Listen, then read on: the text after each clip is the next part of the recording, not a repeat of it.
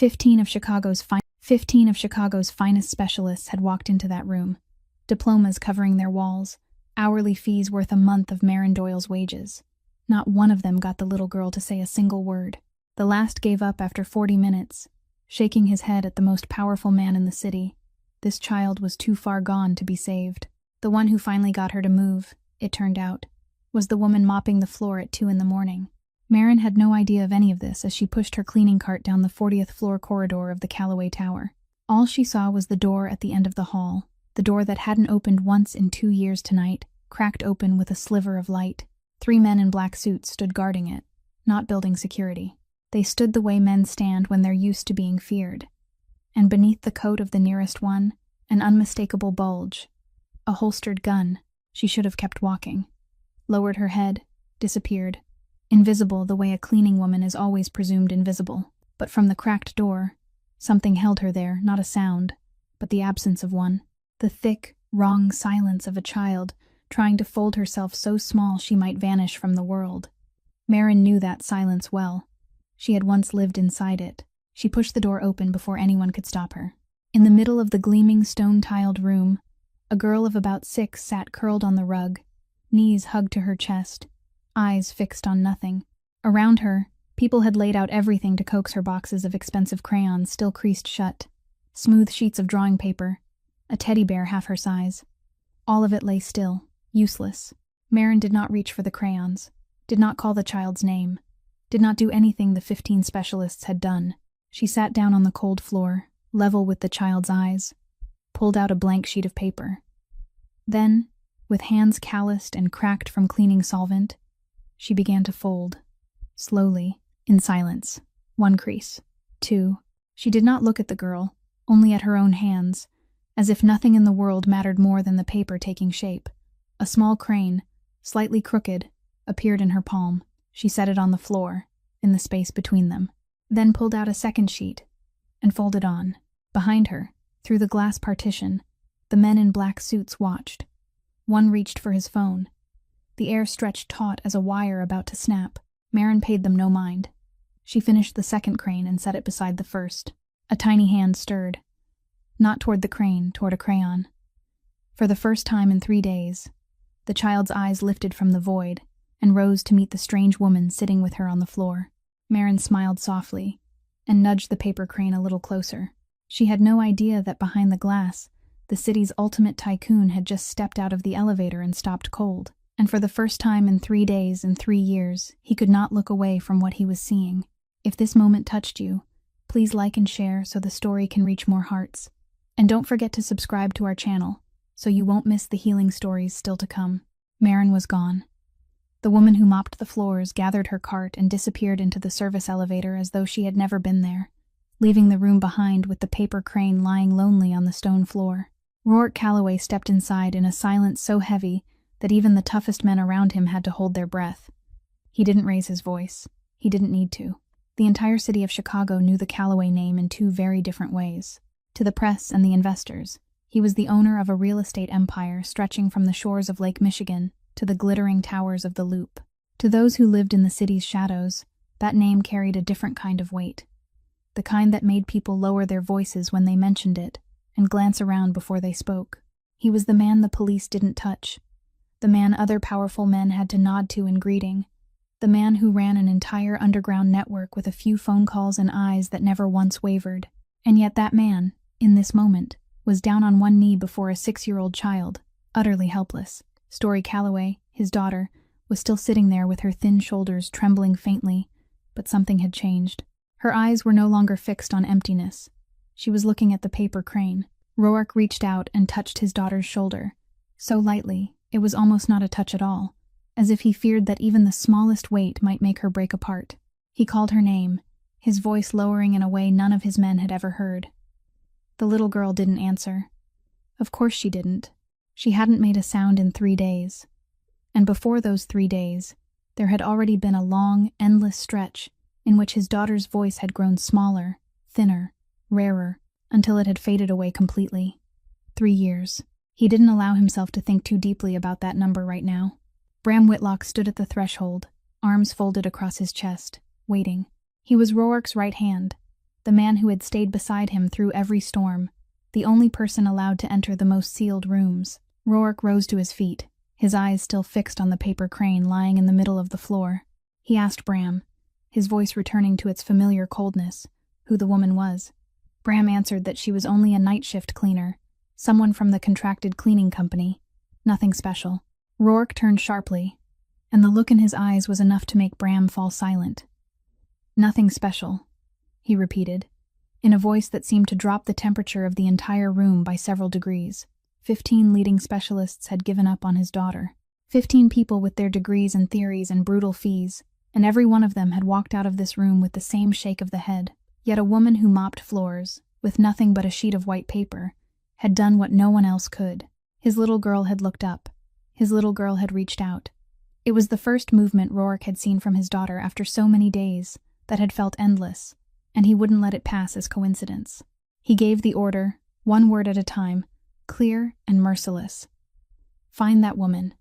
Her name, where she lives, everything. And bring her to me." Bram frowned slightly, about to say that perhaps it had only been luck, that a cleaner could hardly know anything about wounded children, but he swallowed the words when he saw the expression on Roark's face. It wasn't the face of a crime lord giving an order to his subordinate. It was the face of a father clinging to the first scrap of hope after far too long drowning in despair. A man ready to do anything to hold on to it. Bram nodded, took out his phone, and quietly left.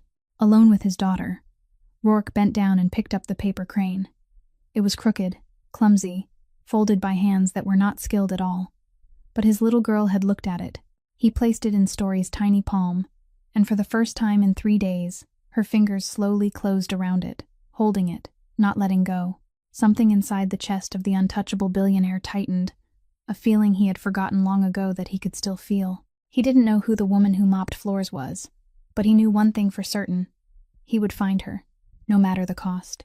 They found Maren after only 2 days, faster than she had ever imagined anything connected to her small life could move.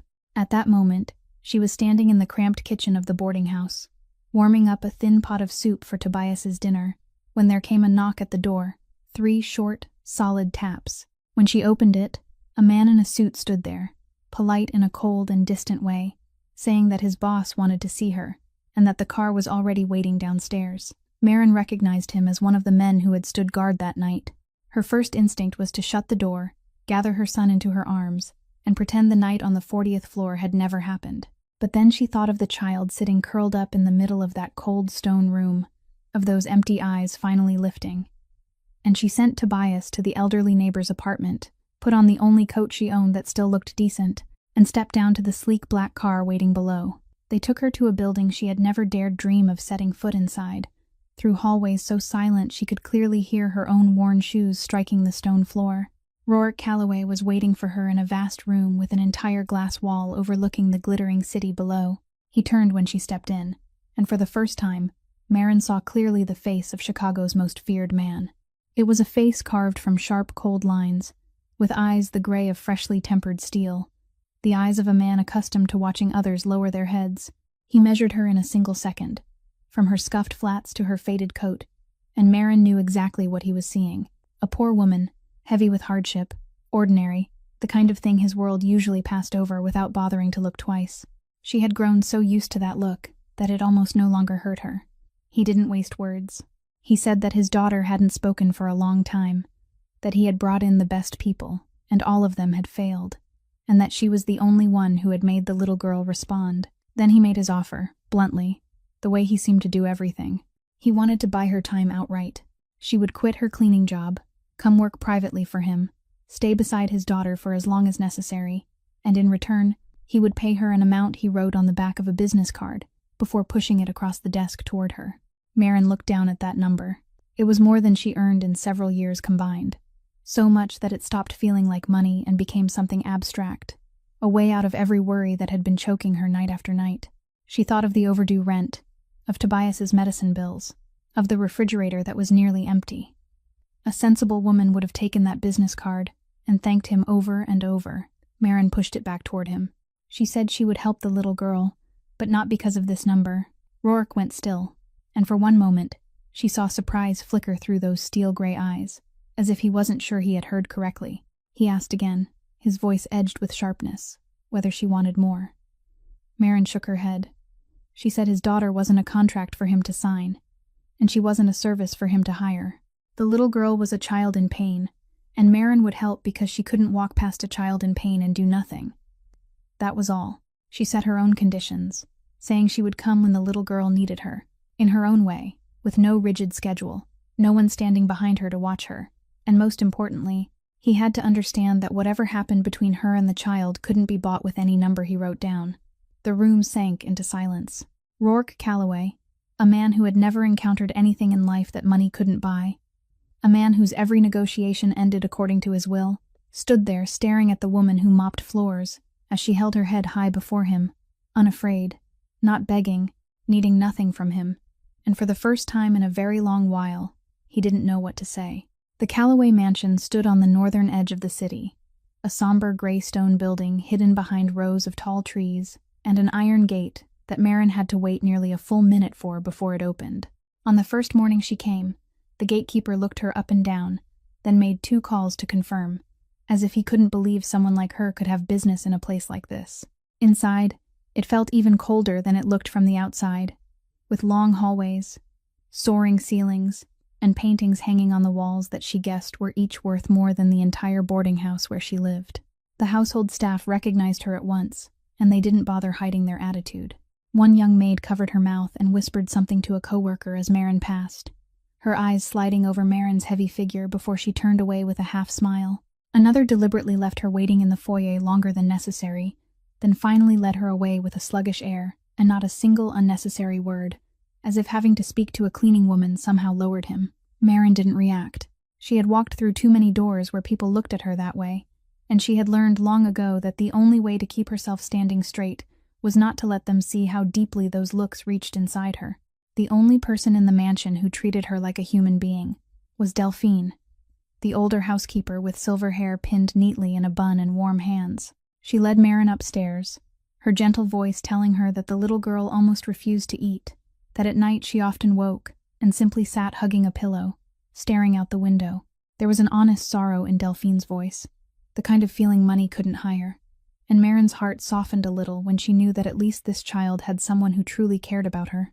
At the end of the hallway, Bram Whitlock stood waiting, his back against the wall, both hands in his pockets. He greeted her with just enough politeness and said Mr. Calloway had instructed them to let her work freely, but as Maren walked past, she caught his gaze lingering on her for 1 beat too long, a look she couldn't quite read. It wasn't exactly contempt like the servants showed, but something more calculating, colder, like a man weighing a chess piece that had just been placed on the board. She didn't think much of it then. She only felt a brief unease run down her spine before it vanished. Story's room was still filled with the expensive things Maren had seen on the first night, all untouched and useless as before. The little girl was sitting by the window, small and silent, holding the crooked paper crane Maren had folded for her. Maren didn't hurry. She didn't sit in a chair, didn't try to start a conversation, didn't do anything that might make the child feel cornered.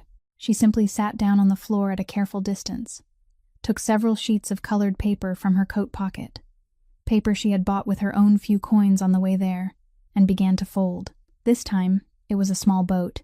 She placed it on the floor without saying anything, then began folding the next one. Time passed in a silence that wasn't heavy, a patient kind of silence Maren created on purpose, so the little girl would understand that Maren needed nothing from her, demanded nothing, and was simply there. Then, after a long while, Story left the window. She crawled over, slowly and timidly, and sat down an arm's length from Maren, her eyes fixed on the paper boat. Maren still didn't look directly at her. She only gently pushed the last sheet of colored paper toward the child, a quiet invitation, and Story's tiny fingers, after a moment of hesitation, softly touched the paper, then pulled it close. It was the first time the little girl had reached for something on her own, and in the cold room of a world that had never belonged to her, Maren smiled. In the days that followed, Maren came to the mansion regularly, and each time she arrived, the invisible wall between her and Story grew a little thinner. She never forced the little girl to do anything. She only brought colored paper, sat down on the floor, and folded. Some days it was a fish, some days a flower, some days a many-pointed star, that even Marin herself had to fold twice before she got it right. Story began to sit closer, then closer still, until one morning she sat right beside Marin, shoulder touching shoulder, her eyes fixed intently on every crease made by Marin's hands. Marin placed a sheet of paper in the child's palm and moved through each fold very slowly so she could follow along. The first time, Story ruined it. The paper crumpled into a shapeless little ball, and the child looked up at Marin with fear in her eyes, as if waiting to be scolded. But Marin only smiled, smoothed out a fresh sheet, and began again from the beginning, patient as if the whole world had all the time it needed. By the 5th or 6th visit, the little girl had folded a crane of her own, clumsy and crooked, just like the first crane Marin had ever folded for her, and she placed it beside the old one, 2 small cranes lying together on the sunny windowsill. Story didn't say anything. She still hadn't spoken. But she looked at the 2 cranes, then looked at Marin, and in those eyes that had once been empty, a small light had now been kindled. Then, one afternoon, the child did something no one had seen her do in months. She reached for a crayon, pulled a sheet of paper toward herself, and began to draw. They were the uneven scribbles of a child, but Marin sat perfectly still, not daring to breathe too loudly, because she understood that every stroke was a door the little girl was opening by herself, letting the world step back in. Story drew a house, a sun, and 3 people standing side by side. Then she paused for a very long time in front of the figure in the middle, the crayon hovering above the paper, before she set it down without adding anything more. Marin didn't ask. She only touched the child's hair gently, a gesture as light as breath. And Story didn't pull away. What neither of them knew was that Rourke had been standing there at the slightly open doorway at the end of the hall, quietly watching throughout that entire afternoon. He had come with the intention of checking on things, the way he checked on everything in his territory. But then he stopped, and he couldn't make himself leave. He watched his daughter smile, a very small, very quiet smile, but it was the first smile he had seen on her face after so long that he had almost forgotten what it looked like. Something rose in his throat, and the man who had never allowed emotion to master him had to turn his face away for a moment to steady himself. When Marin stepped out of the room at the end of the session, he was waiting for her in the hallway. He said he had seen it. Marin stopped, unsure what he meant to say. He continued, his voice low and slow, saying that those 15 specialists had tried to turn his daughter into a case that needed to be cured, while Marin had simply sat down and stayed beside her like she was a human being. He asked her how she had known that. Marin was silent for a moment, then answered that she hadn't learned it from any school. She had only once been the child sitting inside that same silence, and she knew what such a child needed wasn't someone coming to fix her, but someone willing to stay long enough for her to believe she hadn't been abandoned. Rourke looked at her, and this time his gaze was different. It was no longer the cold assessment from their first meeting, nor was it only surprise at someone who wasn't afraid of him. It was a slow curiosity, a pull he himself hadn't yet managed to name, toward the woman standing before him, the woman who had done what all his power and all his money had been helpless to do. When Marin returned to the boarding house that evening, the glittering world of the Calloway mansion dissolved behind her like a dream that had never belonged to her, and she stepped into the cramped room where the most precious thing in her life was waiting. Tobias rushed out and threw his arms around his mother's legs the moment the door opened. 5 years old, thin and fragile, but with eyes bright as little lamps, chattering about the stray cat he had seen outside the stairwell and the picture he had drawn at daycare. Marin lifted him into her arms, pressed her cheek against his soft hair, and in that moment, every ounce of weariness inside her melted away. The little boy was the reason she woke up every morning, the reason she bowed her head and walked through contemptuous stairs without collapsing, the reason she took every night shift even when her back ached and her legs felt ready to give out. She warmed up the leftover soup, sat there watching him eat hungrily, and laughed when he told his stories with his mouth still full of food. This was her true wealth, the kind of wealth no number on Rourke Calloway's business card could ever buy. But after Tobias had fallen sound asleep, reality came back and knocked at the door of her heart. On the table lay the stack of bills she had been trying not to look at. This month's rent was already late, and the landlady had mentioned it for the second time, her voice a little less patient than before. Worse still was the pile of hospital papers, the numbers growing larger every time Tobias had an attack. The little boy had suffered from asthma since he was very small, and each time the weather turned cold, Marin held her breath and prayed. because she knew one severe attack could push both mother and son into a place with no way out. Her son's inhaler was almost empty, and she had counted every coin, only to know that she still didn't have enough to buy a new one. She sat there for a long time in the night, her calloused hand brushing over the bills, her mind spinning through calculations that never once gave her the answer she needed. And she thought of the number Rourke had written, the number that could wipe every paper on that table clean with a single stroke of a pen.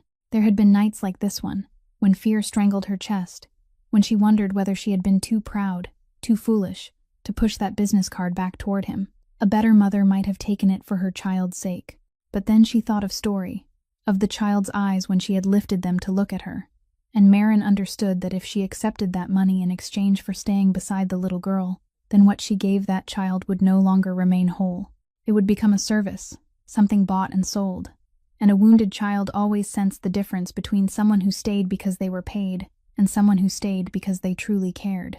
She couldn't do that to Story, just as she would never want anyone to do that to Tobias. She would accept help if it was offered as one human being to another, but she wouldn't sell away the only thing that still made her herself. The next morning, Tobias woke with that familiar wheezing breath that made Marin's heart tighten. She took out the nearly empty inhaler, shook it, and gave her son the last dose left inside, soothing him and guiding him to breathe slowly until the wheezing eased. She held him close, rocking him gently, singing an old melody her own mother used to sing. And Tobias nestled his head against her chest, trusting with absolute innocence that no matter what happened, his mother would find a way.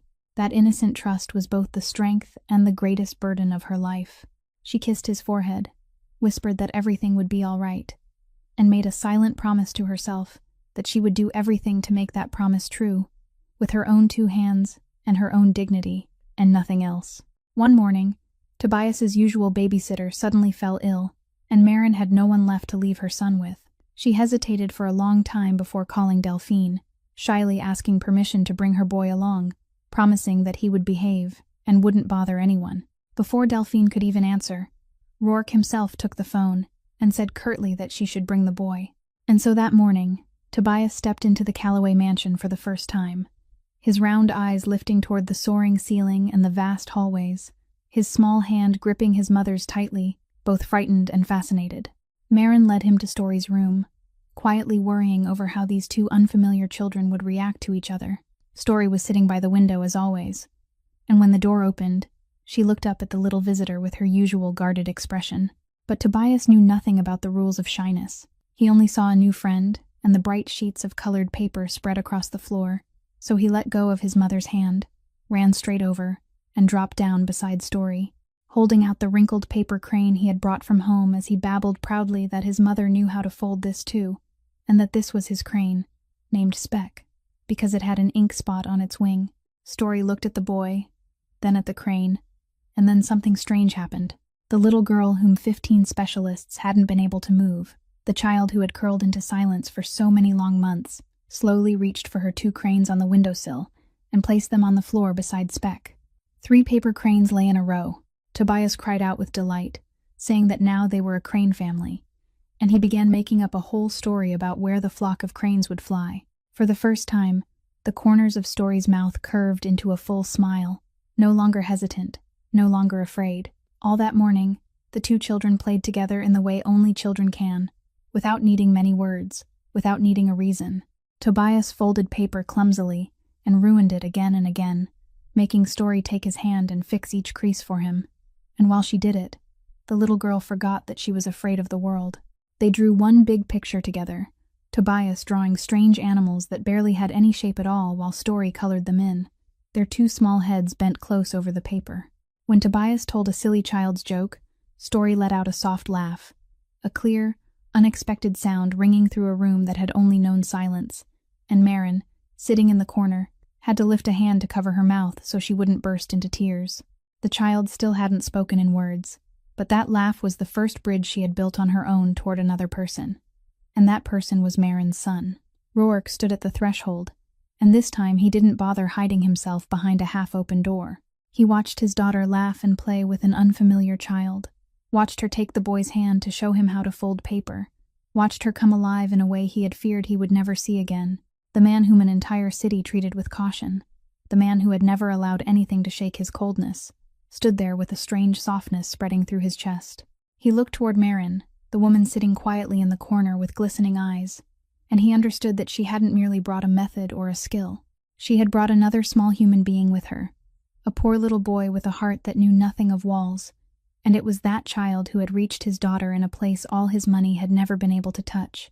In that moment, something very deep inside Rourke Calloway shifted slightly, like the first layer of ice beginning to melt beneath a ray of sunlight he had never expected.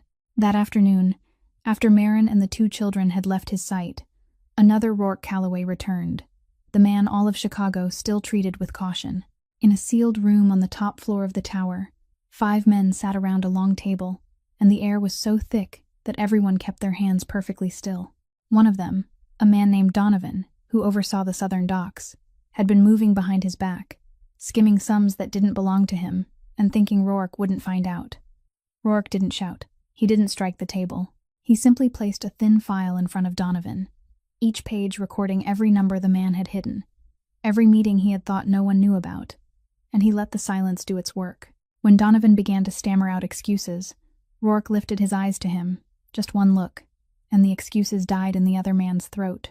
He said, in a voice so even and cold that it was more frightening than any roar, that he had given Donovan a chance very few men ever received, and that loyalty wasn't something he begged for. It was the only thing he demanded. Donovan would return every cent. He would disappear from the city before sunset, and he would consider himself lucky that he was still allowed to leave on his own 2 feet. Bram stood behind Rourke, quiet as a shadow, and when Donovan nodded shakily and was escorted outside, no one in that room doubted that the man seated at the head of the table could take everything from anyone with a mere flick of his hand. Rourke's power didn't live in noise. It lived in the cold certainty that whatever he said always became real. That was the man the world saw. But when night fell, when the tower lights had gone dark and the powerful had all returned to their own homes, there was another Rourke. No one was allowed to know. He returned to the mansion, took off his coat, and with it, the armor he had worn all day, then quietly climbed the stairs to his daughter's room. Story was asleep, or at least she was lying still with her eyes closed, holding the 3 paper cranes in her arms, refusing to let them go even in sleep. Rourke pulled a chair beside the bed and sat down. The man who had just made an entire room of hardened men hold their breath now sitting there in the darkness, helpless in a way no power could save him from. He reached out to straighten the blanket over his daughter, touched her hair lightly, awkward gestures from a man unaccustomed to tenderness but trying to learn it. He had once believed that with enough money, enough power, he could protect his daughter from everything in the world. He had been wrong. Some wounds didn't live on the skin, and against wounds like those, everything he possessed became useless. He sat there for a long time, watching the small rise and fall of her chest with each breath, and he thought of the woman who mopped floors. He thought of the way she sat down on the floor at his child's level, the way she asked for nothing, the way she had made his daughter smile for the first time in months. He was used to giving orders to the whole world, and yet the only thing he truly longed for was the one thing he couldn't command into existence, couldn't buy, couldn't force. He could only wait and hope, like any ordinary father. And that helplessness both wounded him and made him feel, for the first time in a very long while, truly human. When he bent down and placed a kiss on his daughter's forehead before leaving, he whispered a promise into the darkness that he would bring her back, no matter what it cost. And this time, he knew he couldn't do it alone. The nightmare came on a weekend night, when the temperature outside suddenly dropped and the air turned bitterly cold. Marin was asleep when she jolted awake to a sound that made her blood run cold. Tobias's breathing was no longer the familiar wheeze she knew. It had become short, urgent whistles, as if the air refused to enter her child's tiny chest. She sprang up and grabbed the inhaler, but it had been empty for several days, and her wages hadn't arrived in time for her to buy a new one. In that moment, the most primitive fear of a mother closed around her throat. She gathered him into her arms, trying to keep her voice calm even though her heart was pounding wildly, whispering to him that Mommy was here, that he had to breathe with her, to breathe in slowly. But Tobias's little lips were beginning to turn pale, and Marin knew she had no time left. She wrapped him in a blanket, rushed out the door, knocked on her neighbor's door for help, and only a few minutes later she was sitting in the backseat of a car speeding toward the nearest hospital, clutching her son to her chest, repeating again and again like a prayer that he had to hold on, Please, baby, for mommy. In the emergency room, they took Tobias away at once, and Maren was kept outside the closed double doors. She stood there, her hands still holding the warmth of her son and yet suddenly empty, staring at the red light above the door, and never in her life had she felt so small or so powerless.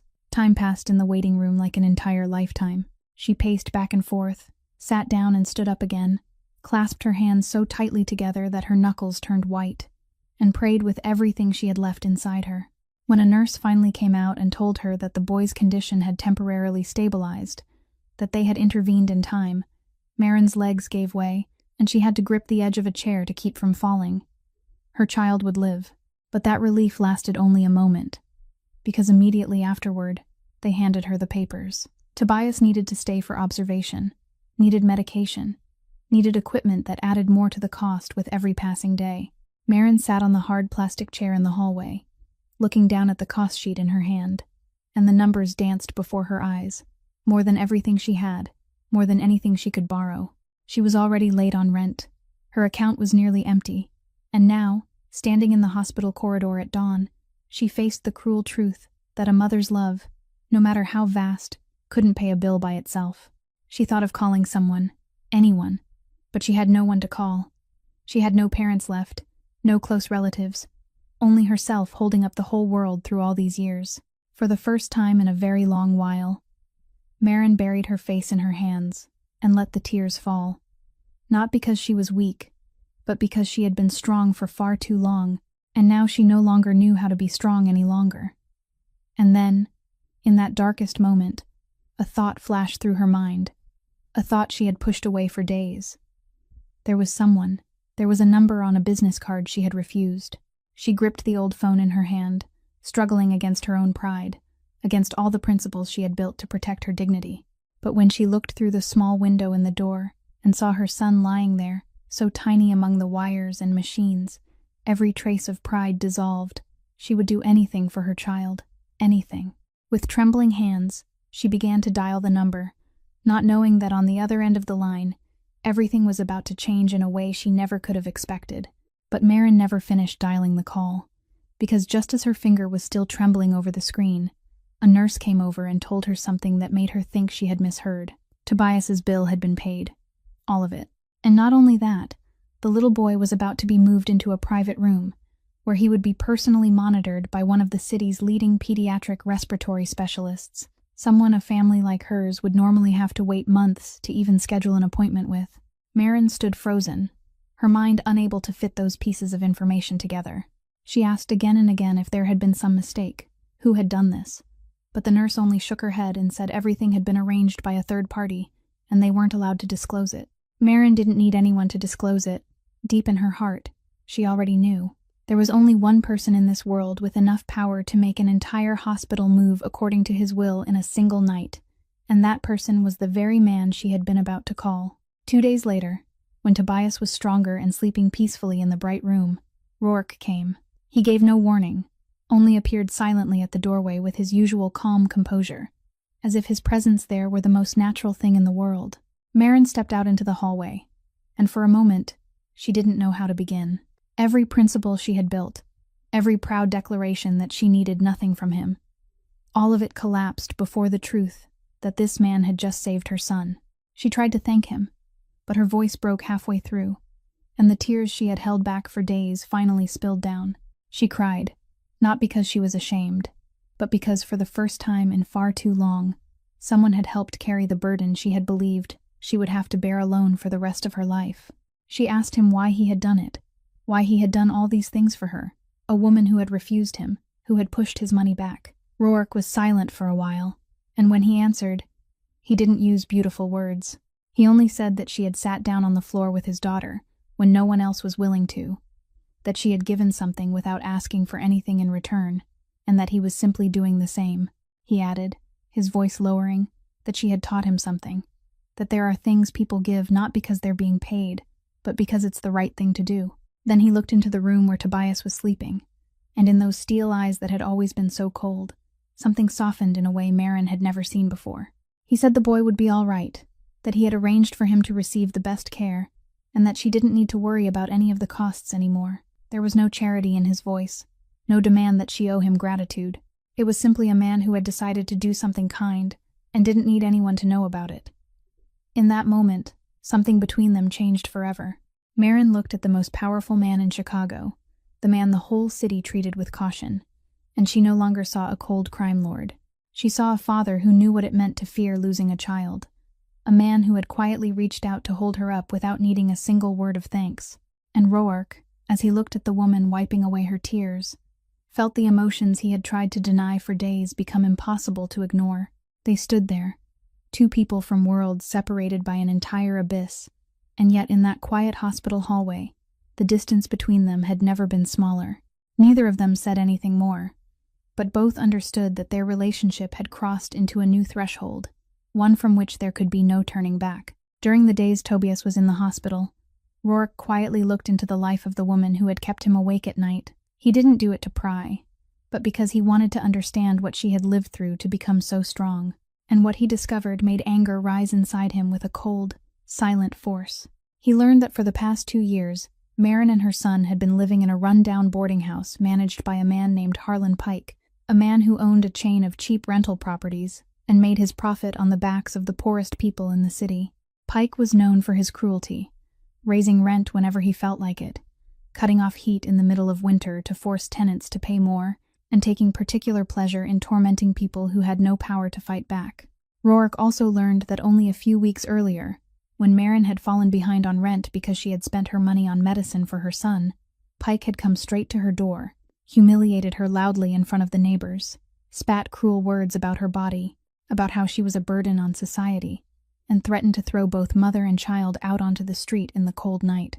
Marin had stood there and endured it, holding her son in her arms, without saying a word in return, because she had no power with which to answer. Roark finished reading the report, folded it shut, and sat motionless for a long time. No one saw him lose his temper, because his anger was never loud. It was like still water above an underground current, strong enough to sweep everything away.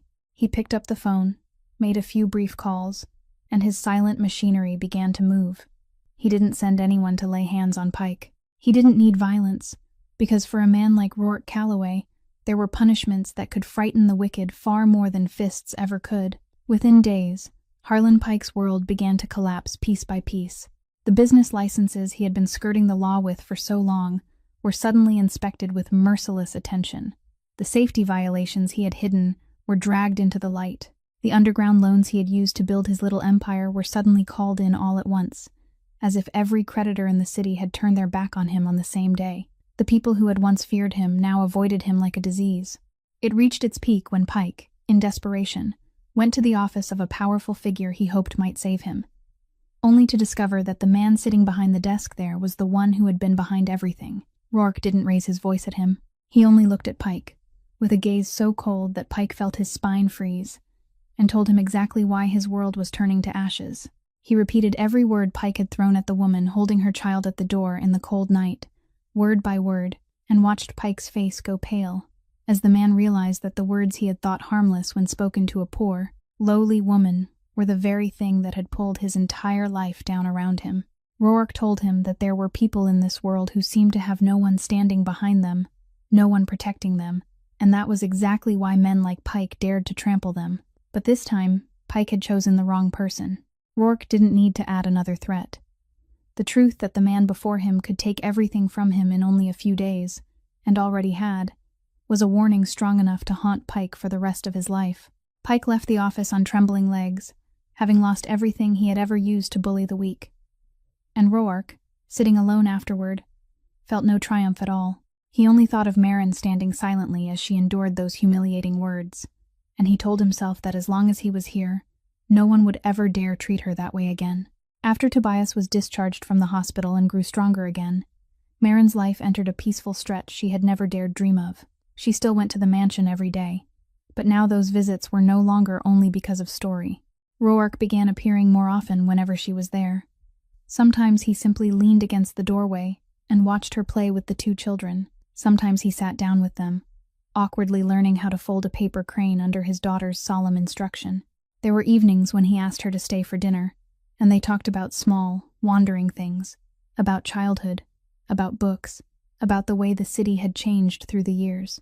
Marin realized she had begun to look forward to those moments, realized her heart beat faster whenever she heard his footsteps in the hallway, and that made her feel both warm and afraid, because she knew what the feeling growing inside her was, and she knew how dangerous it was for someone in her position. At night, when she returned to her tiny rented room and Tobias had fallen asleep, Marin often sat alone and let her most honest thoughts torment her. She asked herself what she was doing, what she was allowing herself to dream of. She looked down at her calloused hands, hands that had scrubbed other people's floors for years, and she thought of the women in Rourke's world, women who were slender, elegant, and knew how to walk through rooms paved in stone without feeling like they didn't belong. She thought of her own heavy body, of her faded clothes, of the way she always had to count every dollar in her head before buying anything, and she wondered how someone like her could ever stand beside someone like him without becoming a joke for the whole city. She didn't pity herself. She had lived too long to know that self-pity was a luxury she didn't allow herself to have. But she was practical, and that practicality told her that fairy tales about a woman who mopped floors and a powerful prince existed only in dreams. In real life, distances like this were never supposed to disappear. She reminded herself of the only reason she had entered that world, and that was Story. She told herself she was there for the child, for nothing else, and that she mustn't forget who she truly was. Someone like her didn't belong in rooms filled with priceless paintings or at dinner tables beneath crystal lights. Someone like her belonged to night shifts, empty hallways, and wages counted bill by bill. And no matter how kindly Rourke treated her, no matter how gentle his eyes became whenever he looked at her, she still wouldn't allow herself to believe that it could lead anywhere. She had believed in good things once in her life, and she had learned the cost of trust in the most painful way. She couldn't let herself, and more importantly, she couldn't let Tobias endure another breaking. So Marin did what she had always done to protect herself. She built a wall, invisible but solid, between her heart and that man. She began keeping her distance in their conversations, avoiding his gaze when it lingered too long, gently refusing his invitations to stay for dinner. She told herself that doing this was wise, that it was right, that it was the only way to keep everything from slipping beyond her control. But every time she pushed him farther away, something inside her ached, and she hated herself for letting things go this far. She didn't know that the wall she was building, the very thing she believed would protect her, was actually the first crack through which the coming storm would find its way in. One evening, when Marin stayed later than usual because Story was having trouble sleeping, she accidentally overheard a conversation that was never meant for her ears. Rourke was standing in the study with Bram, his voice low and tense in a way she had never heard before. He asked Bram how information about his schedule, something only a few of his most trusted people knew, had reached a rival organization. Bram answered in his usual calm voice, saying that perhaps there had been a breach somewhere, that he would investigate. But there was a brief hesitation in Bram's answer, a moment when his eyes shifted away, and Marin happened to catch it through the crack in the door. Though she didn't fully understand what was happening, she still felt a chill run down her spine, the exact same feeling she had had the first time she met him. She hurried away before she could be discovered, telling herself it was none of her business. But the image of that evasive glance clung to her all the way home. That night, Rourke kept her in the hallway a little longer, and perhaps because exhaustion had worn down the armor he wore every day, for the first time he let her glimpse the wound he had kept hidden for so long. He told her about Story's mother, the wife he had lost 3 years ago. His voice was even, but Marin could hear the pain buried beneath every word. He told her it had been an accident, a night of heavy rain, a slippery road, and a phone call he would never forget, the call saying that the car had never made it home. He didn't tell her the details, and Marin didn't ask, because she could see clearly that even that much was enough to make the iron-hard man before her pause to catch his breath. Story had been too young then to understand what had happened. The little girl only knew that one day her mother went out and never came home again. And then, little by little, like a candle being covered by an invisible hand, her voice had grown smaller, rarer, fainter, until it went out completely 3 days before the night Marin walked into that room, after one small incident touched the old wound and pushed the child deeper into silence. Rourke told her, his voice tightening, that he blamed himself for all of it. He said he should have been the one driving that night, that if he hadn't been busy with his work, if he had been there the way a husband should have been, perhaps everything would have been different.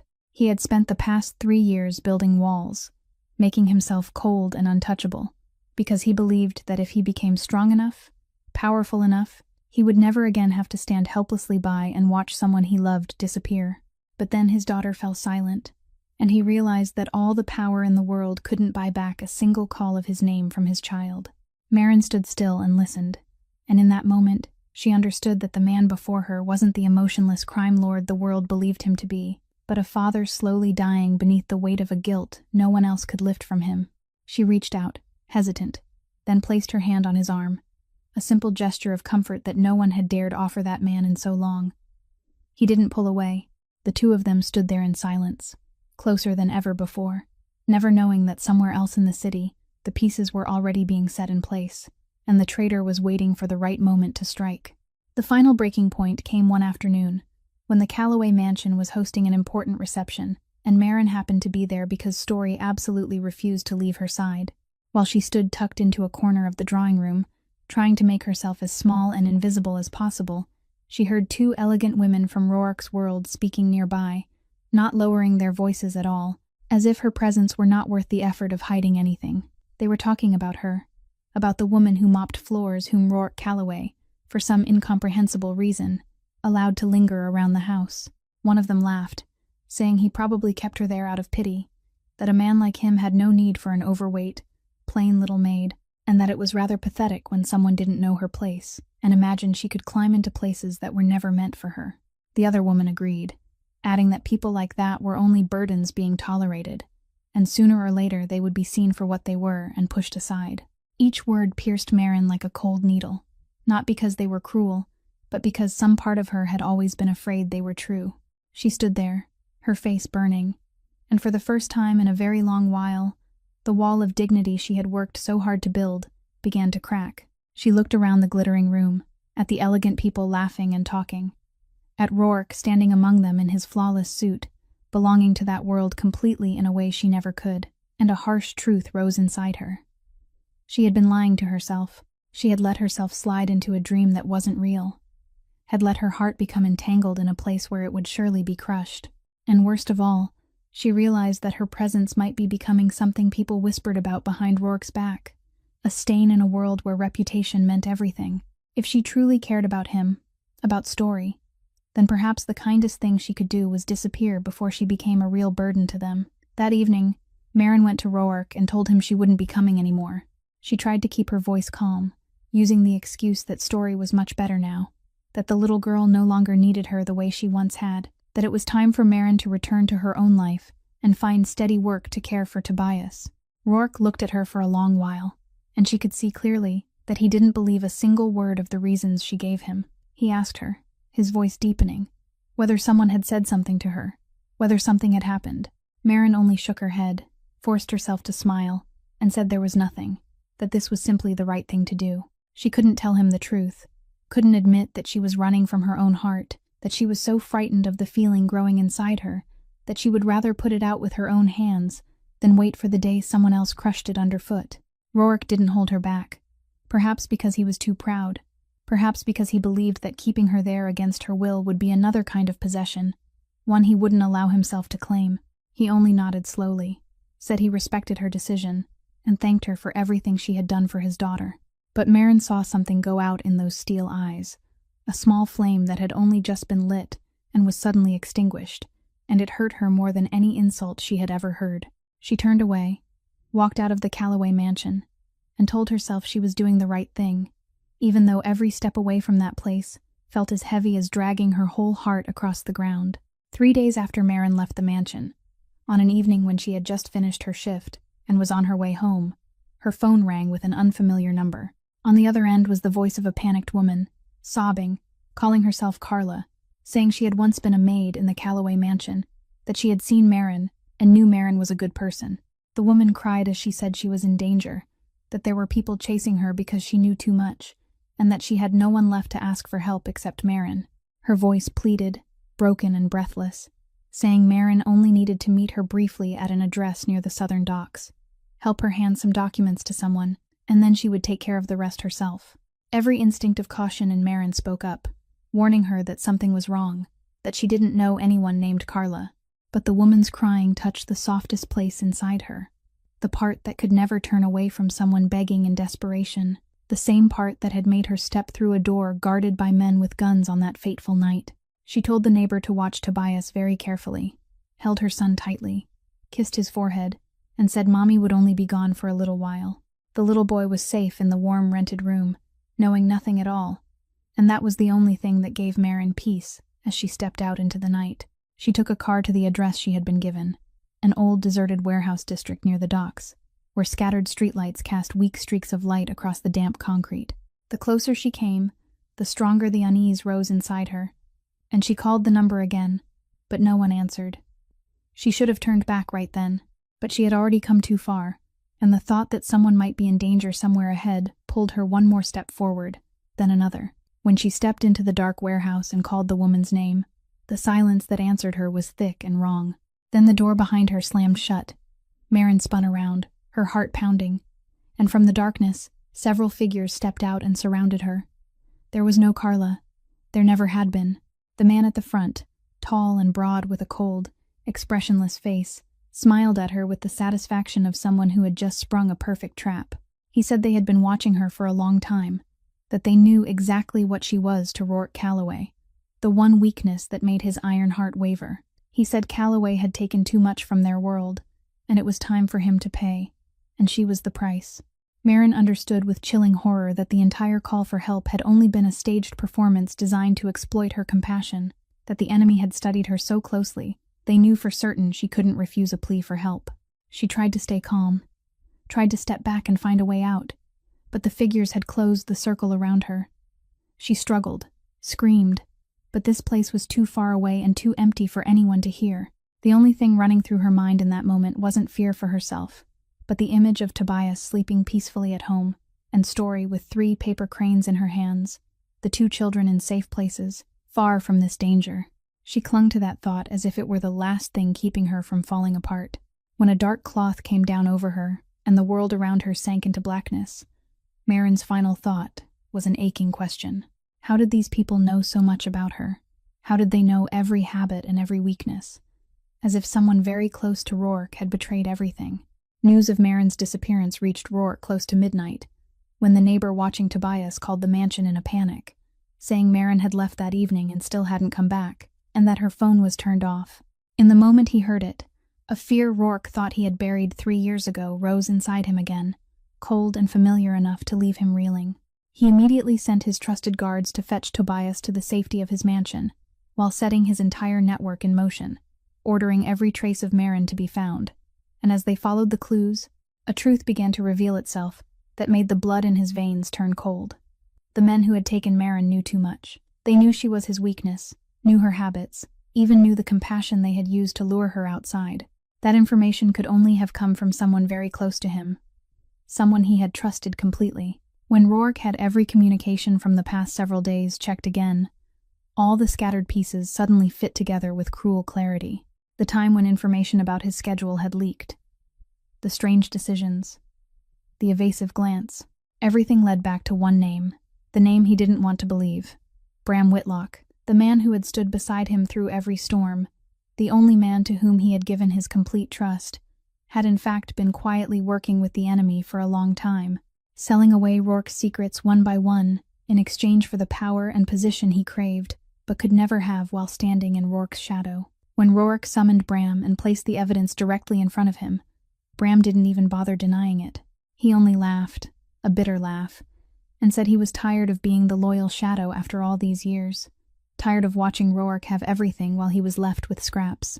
He said Rourke should never have allowed himself to have a weakness, that the moment he let that woman step into his heart, he had handed the enemy the very weapon needed to bring him down. Rourke's rage didn't erupt into a roar. It froze into something even more terrifying, and in that moment, the ruthless leader looked at the traitor with a gaze that made even Bram shrink back. But Rourke had no time for fury. Every second that passed was another second Maren remained in the hands of ruthless men, and he knew too well what could happen. He had his men restrain Bram, then rushed out with the loyal people he had left, following the final lead to the warehouse district near the southern docks. But that was exactly what Bram had planned. The traitor had prepared a second trap, not for Maren, but for Rourke himself. When Rourke and his men closed in on the warehouse district, he realized too late that the location had been arranged to isolate him. The enemy's forces were larger than he had expected, positioned in places that only someone who knew his tactical plans could have chosen, and Bram knew everything. Rourke's men were quickly split apart, and Rourke himself was driven into a dangerous position, trapped in a place where every escape route had already been blocked. In the darkness of the harbor, he heard the leader's voice echoing from a speaker, triumphant, saying that tonight both Rourke Calloway and his woman would disappear together, that his empire would collapse right here. Rourke clenched his fists, tasting true helplessness for the first time in a very long while. He had walked into this place to save Marin, and now he was trapped as well, with both their fates hanging by a fragile thread. What he didn't know was that in a hidden corner of that warehouse district, the woman the whole world looked down on was quietly watching everything, and her mind was moving faster than ever before. During the hours Marin was held in a hidden corner of the warehouse district, she didn't panic the way her kidnappers had expected. She had spent her whole life being underestimated, treated as invisible, and now that very invisibility became her weapon. The men guarding her grew careless. They looked at her as nothing more than a poor, weak woman unworthy of attention, and they spoke in front of her without the slightest caution, certain she was too ordinary to understand anything. But Marin listened to every word. She realized that their plan depended entirely on perfect coordination between the groups, and that everything rested on the information Bram had provided. She also realized something the traitor himself had overlooked, that while he was busy calculating every move Rourke might make, Bram had never once bothered to calculate her, had never seen her as a meaningful variable, because to him, she was only prey, a passive piece on the board, and that contempt was the only opening. When she heard the sounds of chaos in the distance, signaling that Rourke had walked into the trap, Marin knew she had no time left. She had no gun, no strength, nothing but her mind, and the understanding of people that a hard life had taught her. She began speaking to the youngest guard, the one who, from the way he kept glancing at the door and shifting uneasily, she guessed was new to this life and frightened. She didn't beg. She spoke to him in the calm voice of a mother, telling him she knew he wasn't truly evil, that if everything fell apart tonight, the ones who would suffer the worst consequences would be small men like him, not the leaders standing safely outside the fire. She planted doubt in him, slowly and patiently, the same way she had once sat folding paper beside a silent child. She made him begin to wonder whether he was being used only to be abandoned afterward. And when his confusion reached its breaking point, she convinced him that the only way for him to get out of this mess without paying the price was to help her, right now. The guard, shaken and uncertain, loosened his watchfulness at the exact moment Marin needed. She escaped, and instead of running to save herself, she did the one thing no one expected. She followed the darkness to the control area, where she had overheard that the entire lighting and communication system of the warehouse district was connected in one place. She understood that the trap designed to isolate Rourke worked because of darkness and coordination, and that if she could break that, she could turn the whole game around. With trembling but determined hands, she tore loose the connectors, disrupted communication between the enemy groups, then brought the entire warehouse lighting system blazing to life all at once. In an instant, the darkness the enemy had depended on vanished. Their coordination fell into confusion, and the unexpected advantage shifted to Rourke's side. His men, who had been split apart in the dark, could now see one another's positions and the enemy's. Rourke, in the middle of that chaos, seized the chance the woman he loved had created for him, and he handled the rest with everything a man in his position was capable of, while the worst of what happened remained out of sight. When the smoke and dust settled and the threat had been crushed, Rourke found Marin standing in the brightly lit warehouse, trembling but still on her feet. He looked at her, the woman his whole world had looked down on, the woman people had said was only a burden, and yet she had just saved his life with weapons no money or power could ever buy, intelligence and courage. And then, when the leader had been subdued and lay at his feet, Rourke faced a choice. Every rule of the world he lived in demanded that he eliminate any future threat, but he looked toward Marin, looked into her eyes, and saw there a person who still believed in the good things he had lost a long time ago. He lowered his hand. He chose to hand the enemy over to the law instead of punishing him himself, chose to step out of the cycle of violence that had defined his entire life, not because he was weak, but because for the first time he had a reason to become a better man. When every danger had fallen behind them and dawn began slipping through the windows, Rourke brought Marin back to the mansion, where the two children were still sleeping peacefully, knowing nothing at all about what had happened through the night. Maren ran to Tobias and wrapped him tightly in her arms the moment she saw him again, pressing him to her chest and letting her tears fall into his soft hair, her heart overflowing with gratitude that he was still safe, that she was still able to hold him one more time.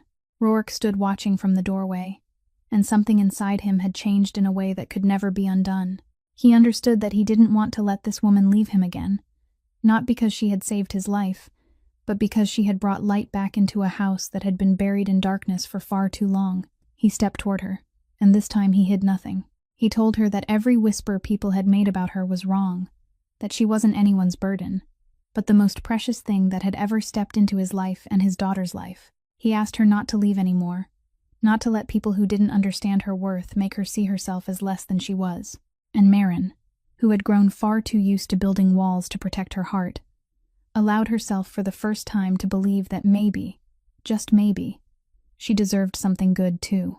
Then the miracle happened that very morning, when they were all gathered in the sun-filled kitchen. Story woke up, rubbed her eyes, and walked toward them, and when she saw Maren sitting there with Tobias, something no one had been able to do in 3 years suddenly broke open. The little girl ran to her, spread her arms wide, and from those small lips that had been silent for so long came a call, trembling, clumsy, but clear. She whispered the word, "Mommy."